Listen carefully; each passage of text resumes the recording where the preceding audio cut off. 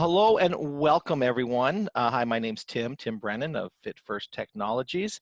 And with me today is our guest for the day, Craig Brown. Craig Brown is the founder of Just in Time Recruiting. I've known Craig for a while, but I find what's really interesting about Craig here is that not only does he work remotely, but he also is someone who places people to work remotely, and is also the author of a book on lean recruiting. We'll talk a little bit more about that later. And and with us too today is my business partner and friend, Jan Vanderhoop, who's president of Fit First Technologies. And Jan, this is going to be one of those interesting conversations, I'm sure, because Craig's got three big ideas that he's going to bring to us today. And Craig, I'm going to turn over to you to sort of introduce what you want to talk about. Cool. Yeah, thanks, Tim, and hi, Ian. Over the last number of years, as Tim said, my experience is not only working remotely myself, but I actually specialize in finding job candidates to work for employers remotely. So, for example, I have a client in London who's recently hired me to find them someone in Boston who's going to be working out of their spare room, that sort of thing. So I've basically, over the last number of years, I've developed techniques for sort of being as efficient as possible when it comes to finding people at a distance who also can work at a distance as well. And it comes down to three main things that I try to remember. So first of all, define, secondly, test, and thirdly, assess. That make sense? Yeah.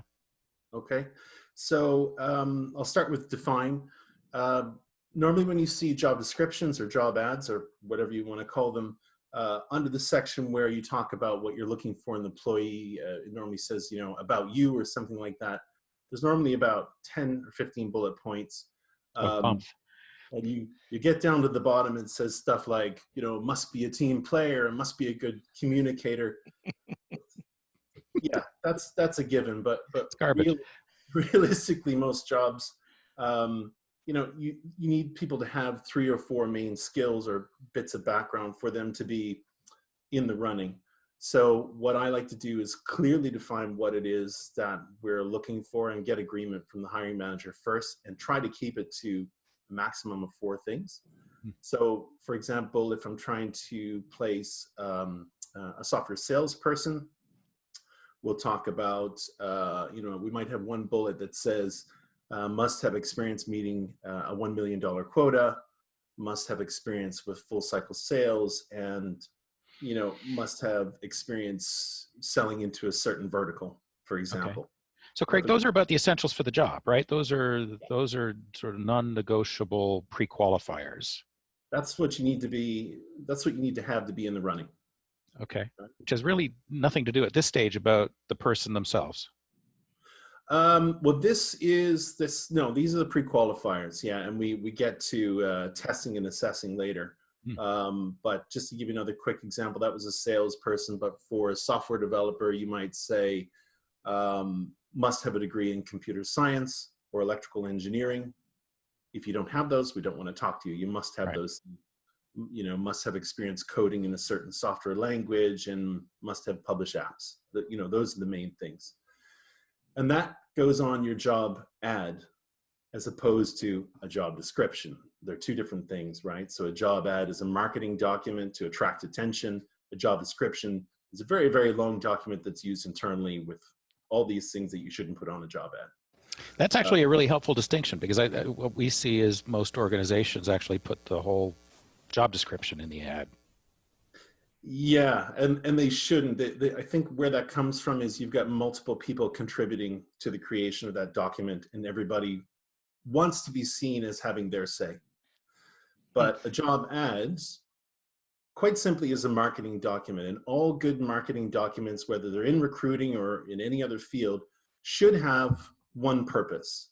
And the purpose of a job ad is to get the right person to click apply. And that's it. That's the only purpose it serves. So you want to be clear, succinct, and have lots of white space. That, it's interesting, and Craig, because one of the things that I've always thought too is when you're looking at it as a marketing tool to attract, one of the things that I've seen organizations do is put into their descriptor of the role the whole idea of why this role is important and how it's significant to the overall goals and objectives of the organization. What's your feeling on that kind of stuff? Yeah, I mean, there's a number of things that go into the creation of the job ad, and we're just talking about the about you section, but I think there should be information on what makes the company so fantastic. Why would you want to work here?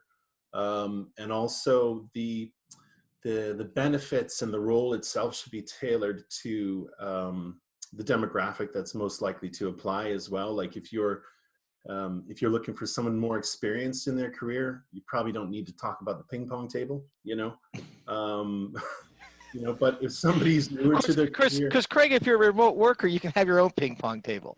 oh, I do, but that's besides the point. So, but if you're a younger worker, they might not be, so worried about what the pension scheme looks like, if you're 23 years old. So you want to cater that a bit.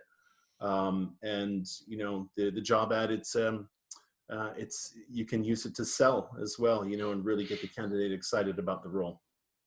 But your point is really about making it strictly about the non-negotiable pre-qualifiers for the admission tickets. Yeah, because that's initially what we're looking for. And I'm not going to talk about Boolean search and all these other things, but when you get out there on Indeed land and LinkedIn land and you're looking for candidates, those are the ones that should be on your yes pile or your maybe pile. And if they don't have those, then they're on the no pile. Right. Cool.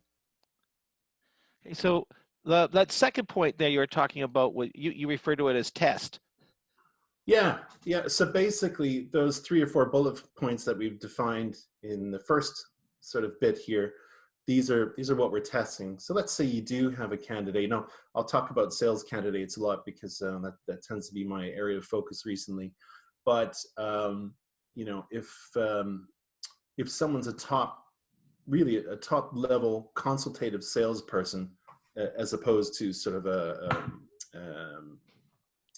retail salesperson, consultative salesperson tend to have a number of traits, and the top ones tend to have certain traits, some that you wouldn't expect either. Like most top salespeople have a high degree of modesty, which is kind of counterintuitive, but it's actually the truth. So how do you test that? Well, you can use assessments. I think I've used yours before, Tim, and really not rely too much on your own ability to judge character. We all think we're great judges of character, but the fact is, probably most of us aren't as good as we think we are. So just relying on science to come to the truth about what it is you're actually looking for. Over to a software developer example. If someone says they're a great coder, well, test them. Go find out. There's lots of great coding tests nowadays, and they can be done remotely. And they're fraud proof nowadays. When they first came out, people could kind of get around things, but now with coding tests, you have to type your code directly into their platform. You can't copy and paste in, and there's pictures taken as you're going along and things like that as well. So if you need someone to be good at something, or if you need a defined set of personality traits, test them. Craig, I'm curious. I mean, being a competent coder, or a really good coder, is one thing, or a really good salesperson. What are you noticing is different in the DNA of people who are really comfortable and productive working remotely versus those who function better with people around them? The trends that I've seen, most of my clients, they are most comfortable having remote employees if they've been in the workforce more than a few years, so that they already know how to work, But then sometimes when they get too senior, they want them in the office training other people how to do things. So it's kind of that sweet spot in the middle from 3 years up, and then depending on the role, they can stay remote or not. But really, for people to work remotely, or for a company to want their staff to work remotely, they need to have really 2 things in place. They need to have schedule structure, and they need to have the right tools. So I went to an event a little while back that was hosted by a company here in Ireland, And they have remote employees all over the world, and they swear by this. So they have, at the beginning of each day, they have a half an hour stand up with each team. And then at the beginning of each week, it's an hour. And the beginning of each month, I think it's like half a day or something. And during that stand up, everybody talks about what they did during the last day, week, or month, or whatever the case may be. And then they're going to talk about what they're going to do. So everybody's held accountable. So that's the structure. And then the tools is, whatever you want to use. It could be Zoom, Slack for communication, and various other things. So once those two things are in place, the whole remote working things becomes, it falls in place much more easily, Mm-hmm. It's interesting that you frame it more as a stage of life thing than behavioral DNA. Yeah, well, the thing is, when people are fresh out of college as well, if they're 21, 22 years old, they don't have families, they tend not to have kids, and they like being in an office. It's part of their social life. They want to hang out with people. So then, if you hire someone who's fresh out of university and say, okay, I want you to go work in your bedroom, it might not be that appealing to them. Well, they're still developing their work habits. And they're still developing their work habits. Just because you know how to study doesn't mean you know how to work, right? You've got to learn that for, I'd say, at least a year. 2 or 3 is better, Yeah, no, it's interesting, Craig, because now, recently a lot of us are finding ourselves working remotely, and for some of us, the first time ever we've worked remotely. And I think one of the things that for me personally, it was I really had to make sure that I put some real structure into my day, or else it would just get away from me, and I'd realize, I just get into so many other projects than I should be. When I was kind of left to that. But that's interesting enough that really shows up in the who I am information. So when I do my own assessment, I know that I have a need to have structure. I think what we need to do is certainly talking about assessing, and we start looking for remote workers. And there are certain sort of DNA markers, I think, that you can work with if you're the manager, and so if I need more structure, you can deliver to me feedback and support me having more structure. If I do my best work when I'm left to sort of free flow and go from project to project, then you can manage me differently to get the most out of me. So it's interesting. I agree with you on that, the age and where the fit is. I also think, though, that there's that fit with the manager piece here, that a manager could work with both of them, but he's going to have to manage them differently. Yeah, or you could back it up one step further and only hire people who meet that profile in the first place, right? Who are able to manage their own time. Well, yeah, and that's we'll say that there's the manager who can only manage one way as well. there's that, right? Both ways. Yeah. How many times have we seen organizations where the management style is beatings will continue to morale improves. So you don't really want to bring someone into that one who's internally motivated. Yeah. Okay. Hey, so there was a third point in there too, as we were talking about verifying and Checks. and things like that. and test. It's very interesting how unthorough people are with this point. People do the reference checks, and they take the details that are given to them by the candidate, and they call this person, and yeah, that person's fantastic, you should hire them. I've even had clients say, well, they're all going to say they're great, so we're just going to go through the motions here, and well, that's not really how it should be. So a couple of things you should check that don't really get checked that often. If somebody says they have a university degree, check it, verify it, because they're quite easy to fake, the actual diplomas. So contact the university, obviously with the candidate's permission, and check that. And there are lots of services that can do that for you. Yeah, exactly. And the other thing is, when you're talking to the references, you've got to hit them with some questions they're not really expecting as well. One really good one that always has worked well for me and my clients is, when you're talking to the referee, you say to them, what advice can you give me to help me get the best performance possible out of this candidate? it catches them off guard. So that's point number one. Point number two, it implies they already have the job, and now they're doing you a favor by giving you the information on how to manage them. And I've found the responses are quite accurate and very insightful as well. Yeah. Yeah. Well, and they're actually drawing from a different part of their brain than they would be if they're just sort of confirming the facts surrounding the person's employment. Yeah, that's right. It's not a yes/no question. It's what do you think about this? You know. Right. So those are some of the things you can check, but it always, you know, it depends on the type of role, the type of things you need to check. There's harder things and softer things, and yeah, it really does depend. So those are three great points. I guess the part I'm curious about, Craig, is the whole lean recruitment piece. And Yeah. what's the lean twist that you advocate in the recruitment process? The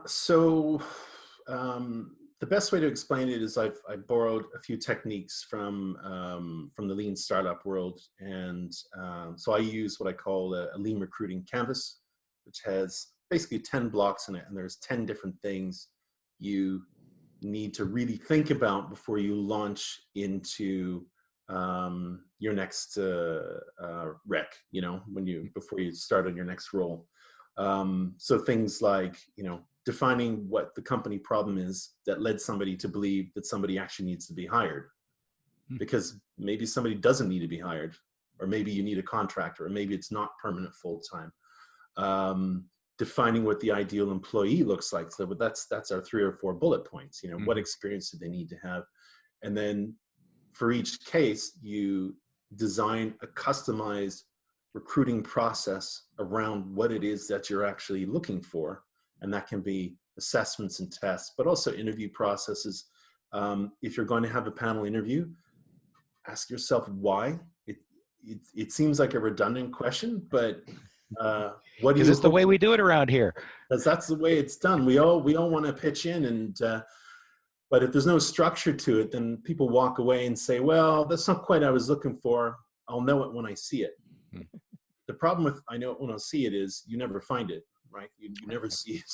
You know, it's impossible to look for.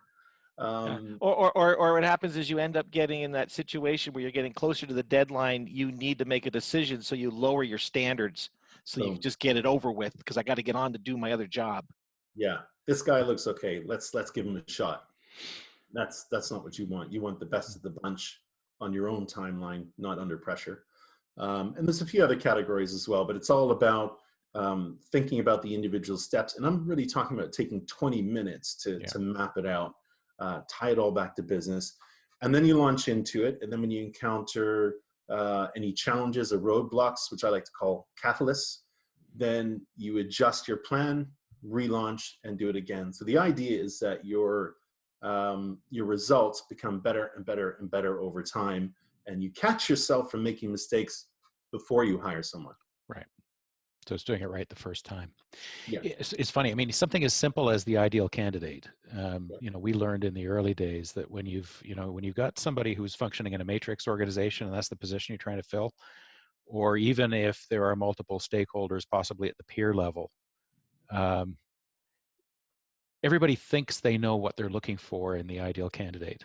And when you put a standardized questionnaire in front of each of, 2, 3, 4, 5 stakeholders and have them independently answer the questions around the behavioral profile of the individual, the skills and the experience they need to bring to the table, collect their responses, and then hand them out around the table, it's incredible how much discrepancy there is. When everybody thought they had a unified idea of what they needed to hire. And so the exercise of collecting those and then discussing them and coming up with a single consensus has always made our job easier in working with clients. But I have to believe it would also do the same from a recruiter standpoint, because now you've got a single order to fill, not 5 unspoken orders for the same job. Yeah. So what I tell people to do is challenge their own assumptions. So I've done a lot of recruiting for sales roles, and I actually at one point a couple of years back thought I'll do a little research and see what comes up. And I found a really insightful study that was published in the Harvard Business Review, and we were talking about this quality of modesty And out of the 7 traits they were identifying, that was number 1. And I almost fell off my seat. I couldn't believe it. Really, a modest salesperson, you know? So whatever role you're hiring for, take a few minutes, challenge your own assumptions, and go do some research and see what other people say are the most important things. And, you know, take those from credible sources as well, not just somebody's blog, but, you know, and you'll be surprised what you find from a skill point of view, but also a behavioral point of view and all these other things you can be looking at. So when we're defining that those ideal 3 points or 4 points that you're looking for in a candidate, the precursor to that step is to define what solution your company needs. So if you do hire someone, you know, what are they going to be doing? Like, what does the role consist of? 1, 2, 3 things. Okay, if you need them to do those 3 things, what background, experience, and education do they need to accomplish that? And that comes under your ideal candidate profile. Right. But I would always challenge people to do research on what they need for the role, especially if they've been recruiting for that type of role for a long time. Yeah, I was going to say, Craig, we've done some interesting studies too with sales teams using our assessment data, where we looked at the group and saw who are the people who have been your stars, who are the people who have been your really become the passengers in your sales team, and we found statistically we could see how they all always kind of broke out in that sort of same bell curve, but we were able to go and look at what were the behavioral traits of the individuals, what they had in common with the star and the passenger, because those were something that the recruiters saw that were something that was valuable because it's in both groups. You know, it's what got them through and it what got them hired. And then it was about trying to find those 2 or 3 items that really where the stars had and the passengers didn't.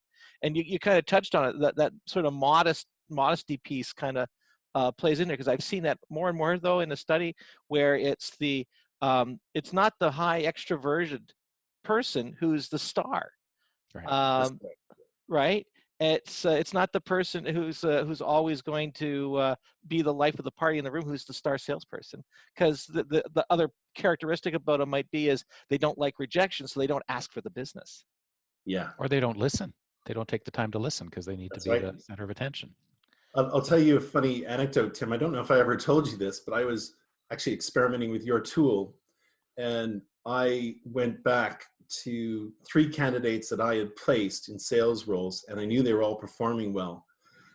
And I had them do it, and they were kind enough to go through it. And as I predicted, they all scored pretty well. And then as a control, I did it, and I failed miserably. No, You can place them, just don't be them.